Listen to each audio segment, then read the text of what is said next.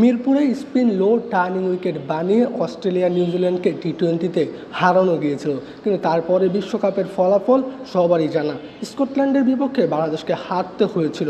বাংলাদেশকে মূল পর্বে খেলতে ভাবতে হয়েছে, সমীকরণ মিলাতে হয়েছে, কিন্তু মূল পর্বে খেলতে পারলেও বাংলাদেশ সে মূল পর্বে কোনো ম্যাচ জিততে পারেনি। কিন্তু বিসিবি তো এটা চোখেই দেখে না। বিসিবির চোখে তো কাঠের চশমা পরা আছে। 2027 বিশ্বকাপ খুব কাছেই উকিয়ে দিচ্ছে, বছর খানেক বাকি হয়তো, কিন্তু বিসিবি এখন থেকে দীর্ঘমেয়াদী পরিকল্পনা করতে রাজি নয়। শর্টকাট পদ্ধতিতে আগাতে চায়, 2027 বিশ্বকাপ খেলতে চায় সরাসরি, শুধু অংশগ্রহণই করতে চায় বিসিবি। হ্যাঁ, বিসিবির পরিকল্পনায় মনে হচ্ছে 2027 বিশ্বকাপে সরাসরি অংশগ্রহণ করাই তাদের একমাত্র লক্ষ্য।